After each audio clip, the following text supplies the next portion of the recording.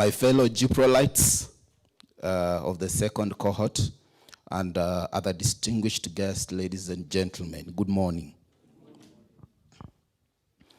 As the president of the Gipro cohort 2, it is my distinct privilege to stand before you today to reflect on our collective journey and the incredible experiences that have shaped us into the junior public officers we have become in a span of 1 year.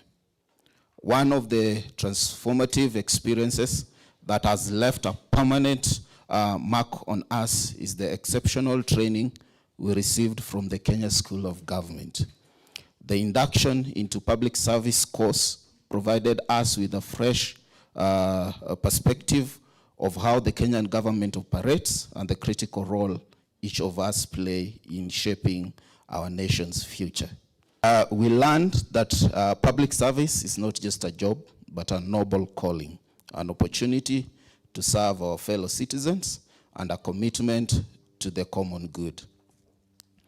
Ladies and gentlemen, our understanding of the detailed workings of our government was further enriched by the training we received from the Kenya Judiciary Academy.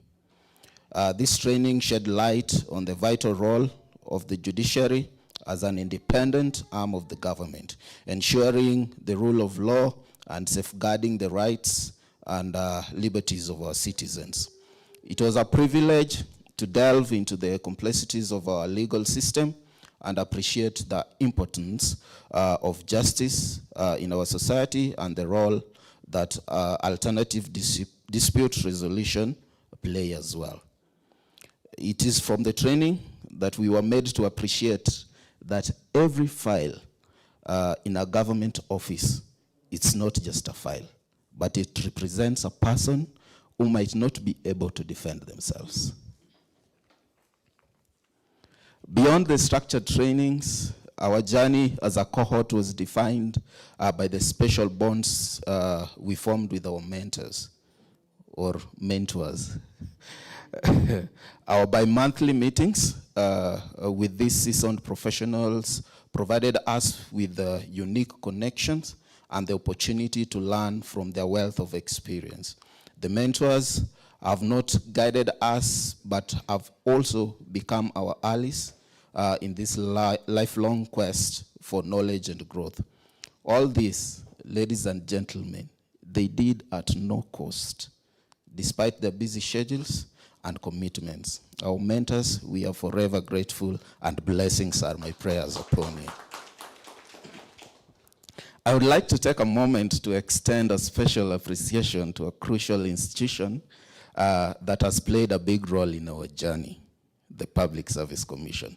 It's through the dedicated effort of the PSC in coordination with the ESABICA that we were placed in internships that provided us with practical experience. The Public Service Commission's commitment to fostering the development of future public servants is commendable, and we are truly grateful for the opportunities we have been afforded. Our chief guest, we, the graduates of Gipro, Cohort 2, stand before you not only as individuals who have successfully completed the internships, but as competent and values-driven professionals who have the best interests of our country at heart. Madam Commissioner, I humbly request that you consider retaining this team for job opportunities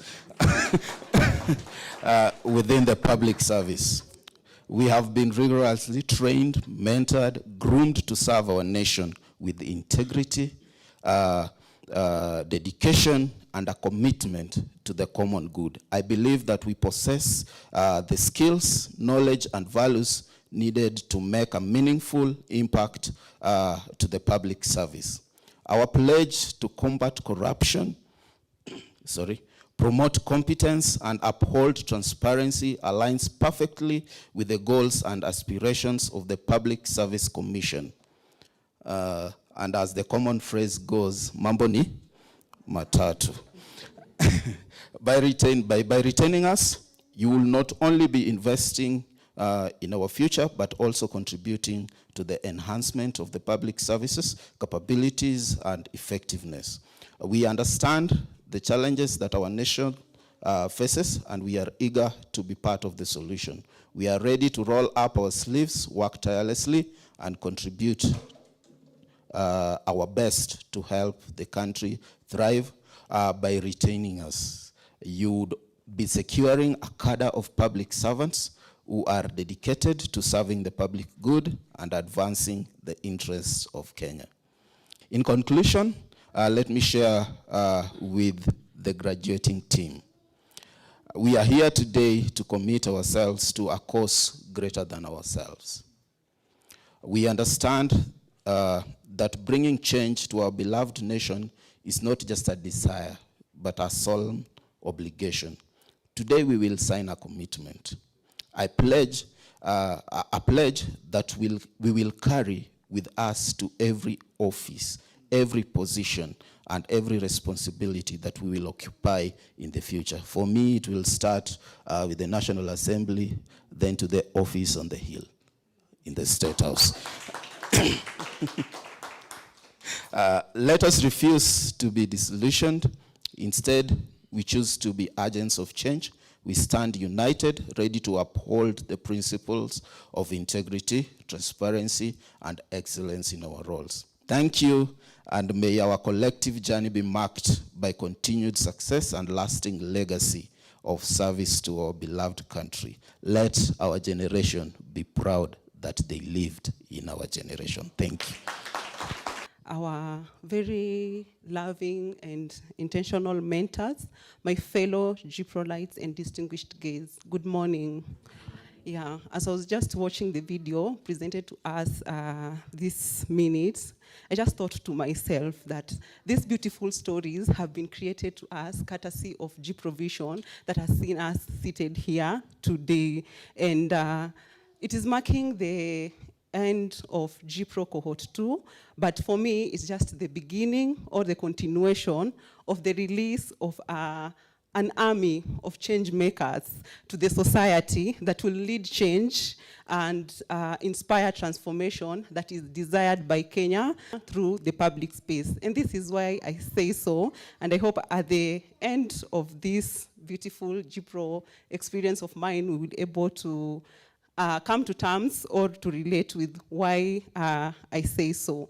So Gipro to me came at an opportune time, I would say. I was about to graduate from campus, and many will relate to that actually for the graduates, it usually comes with a lot of uncertainties, and the question of what next usually arises at that time. But for me, thankfully, Gipro came to me at that moment. I got selected a month towards my graduation for this program, and trust you me, I was so excited because unlike my fellows, I was having something that I was looking forward, and Gipro began, the journey began that month, that is the month of July last year, and fast forward, I got deployed at the Civil Registry Department at Thika Town.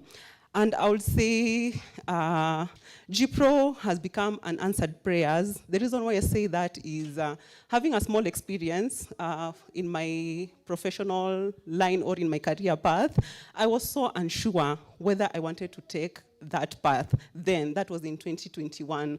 And the reason why I was so unsure is because I felt there were some gaps that were missing in my life. And trust you me, Gipro has provided that answer. And it has provided that answer in 3 of the following ways. Number 1 is through the trainings. Number 2 is through the internship experience. And number 3 is through the mentorship. And why do I say it's through the trainings? It's through the trainings because we started with an orientation, one that took place virtually and another one that took place at St. Francis Retreat Center. We also had one here at KSG, and what a coincidence today. We were right here at Customer Service Week on a Friday, and today we are also seated here at the very same time, and this couldn't be, it was just meant to be right, yeah. And also at Kenya Judiciary Academy, we also had one there, and the most important that has taken us throughout the year is that one of grow model of mentorship and coaching through our bi-monthly meetings at African International University. And what has these trainings done? It has helped us get knowledge and increase our scope of what career is, and also modeled us through information and contributed to our professional development. That is through trainings. Number two, I would say through internship experience. And this is where my beautiful story of Gipro begins. You know, when I got deployed at the civil registry, I had no idea of what was awaiting me. When I was being trained, I remember we were here at KSG, I was just awing at everything that was being said, but never had I imagined that these values would be tested along the way. You know, Hesabika core values are 4. That is excellence, integrity, unity and justice, and transformation. And all of these have been tested. The first one, excellence. The very first time I reported, I remember it was on a Monday, and I got my supervisor, and I was taken through what is required of me, and I was taken through the departments, and she asked me a question. Are you willing to start right now? And I immediately responded, no. The reason why I responded that is because I just went home and thought to myself, I started rethinking, because I looked at the work, the nature of work there, and I had to ask myself if I really wanted to do this before I could give a yes. The reason why I say that is because civil registry department is a very busy one, especially at the field work, because this is a place where, okay, it deals with registration of birth and death certificates. And you can agree with me, children are being born daily and people are dying daily. Imagine arriving at an office where your clients arrived way earlier than you. You're just reporting at almost 7:50, almost 8, and there's a long queue at Huduma Center waiting for application. You now understand why I had to rethink whether I wanted to do this or not. Yeah, so that was the reason why I had to rethink. And what that has taught me, it has taught me to shape excellence at work. Because at first, before I adjusted, I really battled with that so much, because most of the time I would leave the place with a lot of fatigue. But with time, I learned to build a positive attitude towards work, and in turn, I got to see work not from the point of it being too much, but from the point of purpose. You know, sitting there, coming in the morning, sometimes you don't even know where lunchtime ilifika sangapi. By the time it's time to go home, you can't hold the count of time. But I would say, seeing it from point of value, by the time you're getting home, you're asking yourself, today, I have seated here at the printer, and I've actually printed more than 100 certificates for the children of Kenya and the people who are coming to seek services. To a child who is at the hospital, and that birth certificate is really needed to process the NHIF. For a child who is sitting for KCSE, and they're in a hurry to get those birth certificates to do their KCSE. For that person who needs to travel. For that person who needs this for any other national reason. No, you know, when I saw it from that point, that is when the intentional work discipline arose with me, such that I know, as I'm staying there, there is something I am doing for my country. There are citizens who are going home fulfilled and happy that actually today they came and they went back home, and they went back home with whatever they were looking for. So I appreciate that discipline that has helped to sharpen my skills. Some of the skills that I've gotten from the department is data entries, report writing, communication and customer engagements, because trust you me, talking to the citizens of Kenya, those who are there, you know. Secondly is unity and justice. When I'm mentioning this in relation to the core values of Hesabika. Unity and justice. You know, public offices, and you'll agree with me, even some of us before we got into the government, will agree that most often it is always viewed as a biased department or minister, where people feel that they have to have connection before they get serviced. But today I can stand here and assure you that most offices actually do their role. I myself am proud today that I have actually served every Kenyan citizen seeking for help, and what I will say is seeking for help regardless of their ethnic background, regardless of their status quo. Every person, whether an elderly, whether a professional, whether that mama from the village coming to seek service from the office, all of them, I served them with no bias, with no nothing. Yes, and actually, we can help preach the gospel that most of these government departments are really working, and I experienced that. So today, I tell myself, when I see those long queues, I wouldn't complain again. I really know what happens behind the scenes. Yeah. Number 3 is integrity, and this is so special to me.